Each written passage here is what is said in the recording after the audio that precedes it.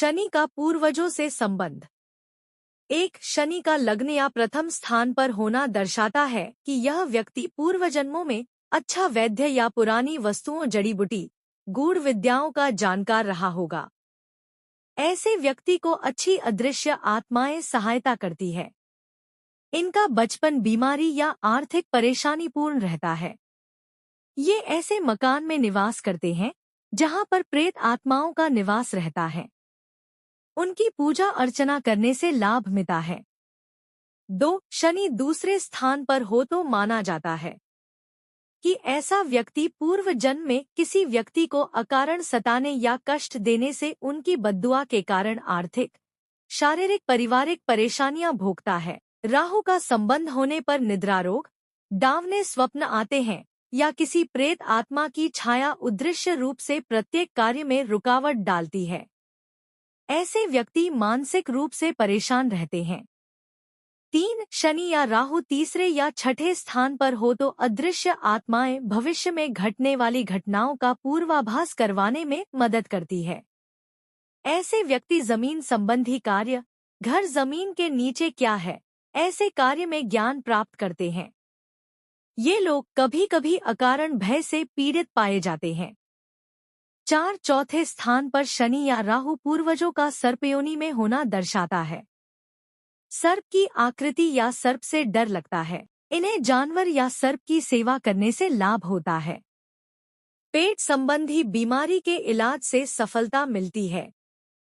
5, पांचवें स्थान पर शनि या राहु की उपस्थिति पूर्व जन्म में किसी को घातक हथियार से तकलीफ पहुंचाने के कारण मानी जाती है। इन्हें संतान संबंधी कष्ट उठाने पड़ते हैं। पेट की बीमारी, संतान देर से होना इत्यादि परेशानियां रहती हैं। 6, सातवें स्थान पर शनि या राहु होने पर पूर्व जन्म संबंधी दोष के कारण औख, शारीरिक कष्ट, पारिवारिक सुख में कमी महसूस करते हैं। धार्मिक प्रवृत्ति और अपने इष्ट की पूजा करने से लाभ होता है। 7, आठवें स्थान पर शनि या राहु दर्शाता है कि पूर्व जन्म में किसी व्यक्ति पर तंत्रामंत्रा का गलत उपयोग करने से अकारण भय से ग्रसित रहता है। इन्हें सर्प, चोर, मुर्दों से भय बना रहता है। इन्हें दूध का दान करने से लाभ होता है। 8, नवें स्थान पर शनि पूर्व जन्म में दूसरे व्यक्तियों की उन्नति में बाधा पहुंचाने का दोष दर्शाता है। अतः ऐसे व्यक्ति नौकरी में विशेष उन्नति नहीं कर पाते हैं। 9, शनि का 12वें स्थान पर होना सर्प के आशीर्वाद या दोष के कारण आर्थिक लाभ या नुकसान होता है।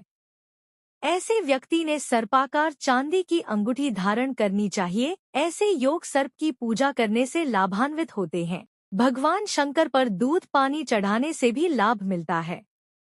10, जन्म पत्रिका के किसी भी घर में राहु और शनि की युति है, ऐसा व्यक्ति बाहर की हवाओं से पीड़ित रहता है। इनके शरीर में हमेशा भारीपन रहता है। पूजा अर्चना के वक्त अबासी आना, आलसी प्रवृत्ति, क्रोधी होने से दोष पाया जाते हैं। 11, मनुष्य की मृत्यु के समय जो कुंडली बनती है उसे पुण्य चक्र कहते हैं।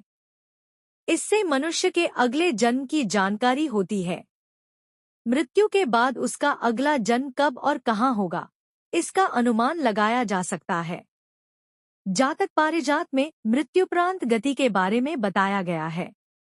यदि मरण काल में लग्न में गुरु हो तो जातक की गति देवलोक में, सूर्य या मंगल हो तो मृत्युलोक, चंद्रमा या शुक्र हो तो पितृलोक और बुध या शनि हो तो नरक लोक में जाता है। यदि 12वें स्थान में शुभ ग्रह हो, द्वादशेष बलवान होकर शुभ ग्रह से दृष्टि होने पर मोक्ष प्राप्ति का योग होता है। यदि 12वें भाव में शनि, राहु या केतु की युति अष्टमेश के साथ हो तो जातक को नरक की प्राप्ति होती है। जन्म कुंडली में गुरु और केतु का संबंध द्वादश भाव से होने पर मोक्ष की प्राप्ति होती है। 1, कुंडली के पंचम भाव के स्वामी ग्रह से जातक के पूर्वजन्म के निवास का पता चलता है। 2, पूर्ण जन्म में जातक की दिशा, जन्म कुंडली के पंचम भाव में स्थित राशि के अनुसार जातक के पूर्वजन्म की दिशा का ज्ञान होता है। 3, पूर्ण जन्म में जातक की जाति, जन्म कुंडली में पंचमेश ग्रह की जो जाति है वही पूर्व जन्म में जातक की जाति होती है। मृत्यु उपरांत गति विचार। मृत्यु के बाद आत्मा की क्या गति होगी या वह पुनः किस रूप में जन्म लेगी, इसके बारे में भी जन्म कुंडली देखकर जाना जा सकता है। आगे इसी से संबंधित कुछ योग बताए जा रहे हैं। 1. कुंडली में कहीं पर भी यदि कर्क राशि में गुरु स्थित हो तो जातक मृत्यु के बाद उत्तम कुल में जन्म लेता है। 2. लग्न में उच्च राशि का चंद्रमा हो तथा कोई पापग्रह उसे न देखते हो तो ऐसे व्यक्ति को मृत्यु के बाद सद्गति प्राप्त होती है। 3. अष्टमस्थ राहु जातक को पुण्यात्मा बना देता है तथा मरने के बाद वह राजकुल में जन्म लेता है, ऐसा विद्वानों का कथन है। 4. अष्टम भाव पर मंगल की दृष्टि हो तथा लग्नस्थ मंगल पर नीच शनि की दृष्टि हो तो जातक रौरव नरक भोगता है।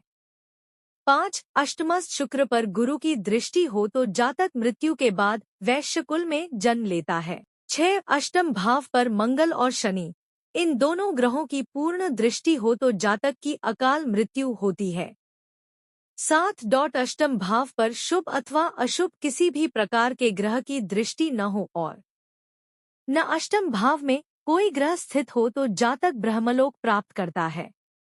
8. लग्न में गुरुचंद्र, चतुर्थ भाव में तुला का शनि एवं सप्तम भाव में मकर राशि का मंगल हो तो जातक जीवन में कीर्ति अर्जित करता हुआ मृत्यु उपरांत ब्रह्मलीन होता है, अर्थात उसे मोक्ष की प्राप्ति होती है। 9. लग्न में उच्च का गुरु चंद्र को पूर्ण दृष्टि से देख रहा हो एवं अष्टम स्थान ग्रहों से रिक्त हो तो जातक जीवन में सैकड़ों धार्मिक कार्य करता है तथा प्रबल पुण्यात्मा एवं मृत्यु के बाद सद्गति प्राप्त करता है।